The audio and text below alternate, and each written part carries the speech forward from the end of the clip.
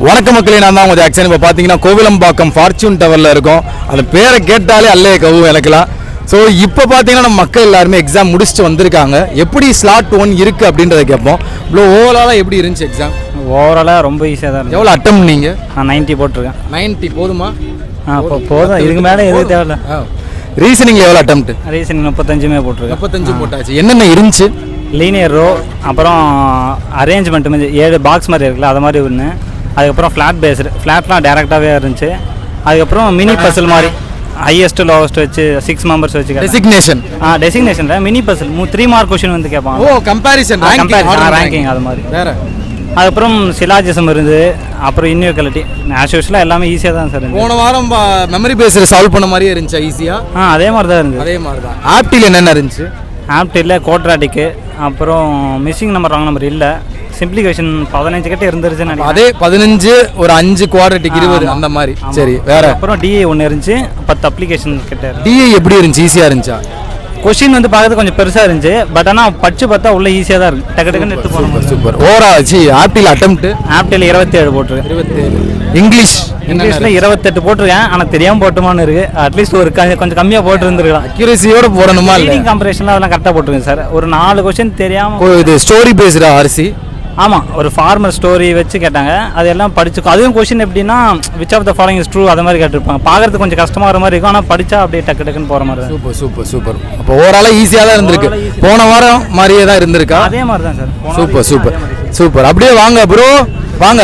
Attempt மட்டும் சொல்லுங்க, எப்படி ஓவராலாக எப்படி இருந்துச்சு? ஓவரால் ரொம்ப ஈஸி ப்ரோ. எக்ஸாம் எவ்வளோ அட்டெம்ப்ட்? 85. ரீசனிங்கில் 35. ஆப்டி எனக்கு ஸ்பீடு வராது, அதனால் 20 தான் போட்டேன். இங்கிலீஷும் 30. 30மே இங்கிலீஷில் ஸ்ட்ராங் நீங்கள். Super super. மெமரி பேஸ்டு போன வாரம் நம்ம நிறையா போட்டோம்ல, அதெல்லாம் பார்த்தீங்களா? அது மாதிரி தான் இருந்துச்சா? அதே மாதிரி தான் இருந்தது. ஈஸியாக தான் இருந்துச்சு. பாசிபிலிட்டிஸ்லாம் ரொம்ப போச்சா இல்லை டக்குன்னு சால்வ் பண்ணுற மாதிரி? டக்குன்னு சால்வ் ஆச்சு. Okay okay. அடுத்து யார் முடிச்சிருக்கீங்க? வாங்கம்மா. ஓவரால் அட்டெம்ப்ட் எவ்வளோமா? Sir 92 sir. இங்கிலீஷில் எவ்வளோ attempt? English 30 sir, reasoning 35, apti 27. Super. Reasoning apti English தான் ஓப்பன் ஆச்சா? ஆமாம் sir, reasoning apti English. Reasoning வந்து ரொம்ப ஈஸியாக இருந்துச்சு சார். ஒரு 16 மினிட்ஸ்லேயே முடிச்சிட்டேன் சார். Super super super. வேறு யார் எக்ஸாம் முடிச்சிருக்கீங்க? வாங்க bro. Overall attempt? Happy birthday bro. Thank you. Overall attempt 75 bro. 75. ரீசனிங்கில் 35 போட்டேன். ஈஸியாக இருந்தது, ரொம்ப ஈஸினிங் தான். ஆப்டி கொஞ்சம் கால்குலேட்டாக இருந்தது. 20 போட்டிருக்கேன் கரெக்ட் அட்டம். இங்கிலீஷ்லேயும் 20.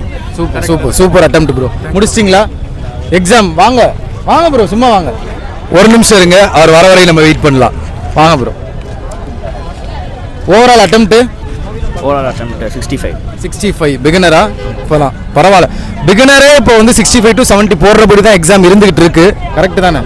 ரீசனிங்கில் எவ்வளோ? ரீசனிங்கில் 25. ஏன் பசில் செட்டிங்கில் சொதப்பிருச்சா? சரி. ஆப்டியில் வந்து ஒரு 18 கிட்ட. இங்கிலீஷ் தான் கொஞ்சம் நல்ல பிகினராக இருந்து நீ 18 போகிறேன்னா வேற லெவல்லையா? இங்கிலீஷு அதான் கொஞ்சம் கம்மியாகிடுச்சு. ஒரு 22 கூட. 20 கம்மியா?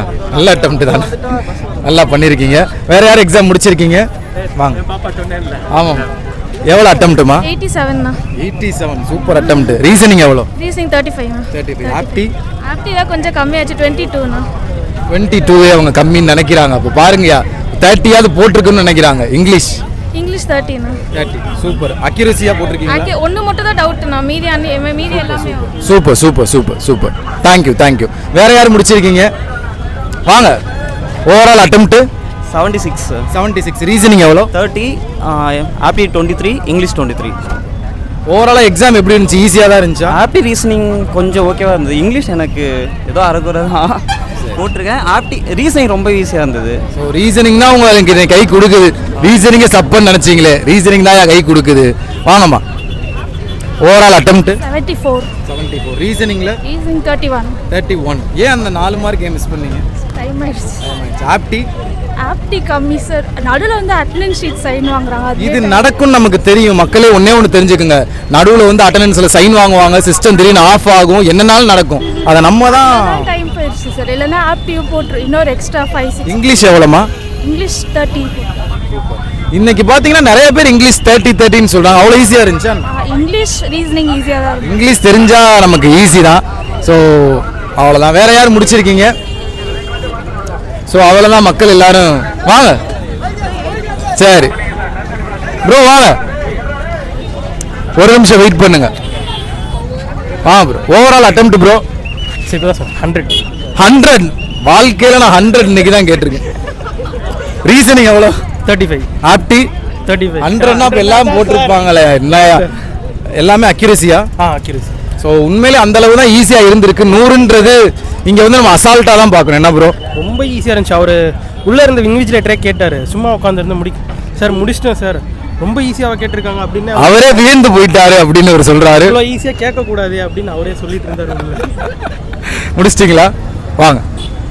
Overall attempt bro 86. Reasoning 34. ஆப்டி 29. English 23. ஓவராலாக எப்படி இருந்துச்சு exam? IBPS clerk films compare பண்ணும்போது ஈஸியாக? கண்டிப்பாக ஈஸி தான் சொல்லுவேன். ஐபிபிஎஸ் கிளர்க்கில் எனக்கு இங்கிலீஷில் அவுட் ஆகுது. இங்கே இங்கிலீஷுமே கொஞ்சம் மாடரேட் லெவலில் கூட இல்லை. கொஞ்சம் எவ்வளோ கட் ஆஃப் இருக்குன்னு நீங்கள் நினைக்கிறீங்க? டெஃபினெட்லி ஈஸியாக இருக்கிறதுக்கு அரௌண்ட் 70 வரலாம்னு நினைக்கிறேன். கண்டிப்பாக முடிஞ்சா?